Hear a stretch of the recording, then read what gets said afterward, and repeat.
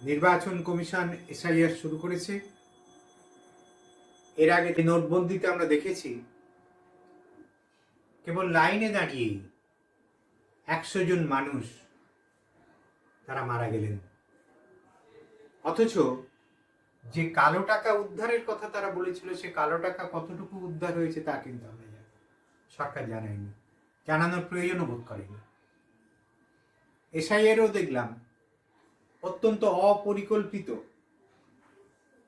SIR, এবং তাতে তাদের উদ্দেশ্য ছিল, ঘোষিত উদ্দেশ্য ছিল যে বিদেশি নাগরিক এবং তারা সংখ্যালঘুদের দিকে নির্দেশ করেছিলেন, মানে তাদের দিকেই তারা দেখিয়েছিলেন যে সংখ্যালঘু এবং বিশেষ করে বাংলাদেশি তাদেরকে তারা বিদেশি বলে চিহ্নিত করে তাদেরকে ভারতবর্ষ থেকে বিতাড়িত করবে। যে এসআইআর হলো বিহারে, আমরা কি দেখেছি? সরকার কি কোথাও কতজন বিদেশি নাগরিককে তারা শনাক্ত করেছে তা জানিয়েছে, জানানোর প্রয়োজন বোধ করেছে? নির্বাচন কমিশন করেনি। বেসরকারি মতে আমরা কি জানি? কেবলমাত্র 0.2% বিদেশি নাগরিক। তাও কেমন বিদেশি? যারা এসছেন মহিলারা, বিহারের কিছু মানুষের সঙ্গে যারা বিবাহ সূত্রে আবদ্ধ হয়েছেন তাদের কি তারা শনাক্ত করেছে, এবং তারা তো হিন্দু। ফলে এইভাবে একের পর এক বিজেপি সরকার, নরেন্দ্র মোদী সরকার, তারা সরকারকে এবং নানা সাংবিধানিক প্রতিষ্ঠানকে ব্যবহার করে যেভাবে মানুষকে চূড়ান্ত দুর্ভাগ্যের মধ্যে ফেলছেন, মানুষের মৃত্যুর কারণ হয়ে দাঁড়িয়েছে, এটা কি চলতে দেওয়া যেতে পারে? আজকের আমাদের কিন্তু এটা ভাবতে হবে। ষাট শুনানি নিয়ে সাধারণ মানুষের যে ভোগান্তি হচ্ছে তা প্রত্যাশিত ছিল। আমরা দলের তরফ থেকে গত 27শে নভেম্বর বিক্ষোভ ডেপুটেশন দেওয়া হয়, এবং 17ই ডিসেম্বর ডেপুটেশনে সিইওকে এ কথাগুলোই আমরা জানিয়েছিলাম, কিন্তু তারা কোনো ব্যবস্থা নেননি। কাজের চাপে আরও একজন বিএলওর মৃত্যু ঘটল। শুনানিতে ডাকা হয়েছে পরিযায়ী শ্রমিকদের, তারা অন্য রাজ্যে থাকেন, অনেকে চলে গেছেন, বহু অর্থ ব্যয় তাদের শুনানি স্থলে আসতে হচ্ছে, এমনকি নাগরিকত্ব হারানোর দুশ্চিন্তায় তারা প্লেনের টিকিটও কাটতে বাধ্য হচ্ছেন। কতটা আর্থিক ক্ষতি হচ্ছে আপনারা বুঝতে পারছেন। অনেকে ডাক পেয়ে আসতেও পাচ্ছেন না, দুশ্চিন্তায় তাদের ঘুম ছেটে গেছে।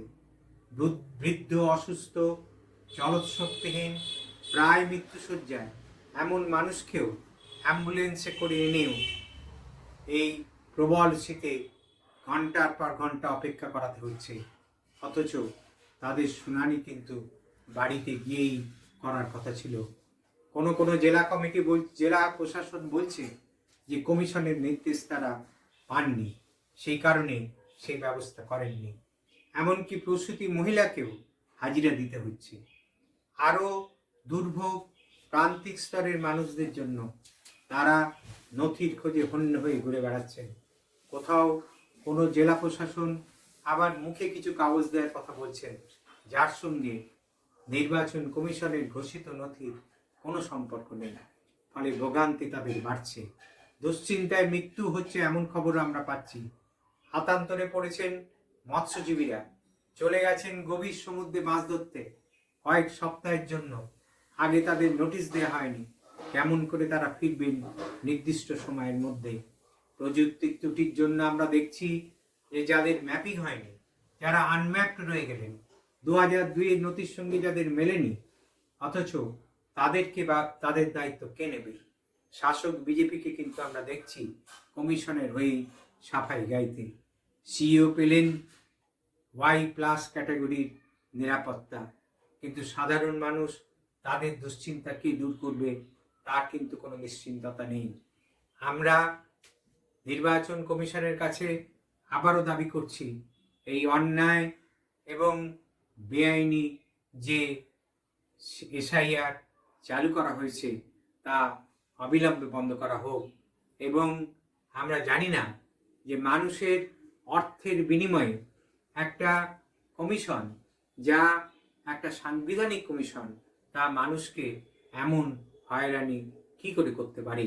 ফলে আমরা আবারও অতীতের মতো দাবি করছি যে এই এসআইআর বাতিল করা হোক।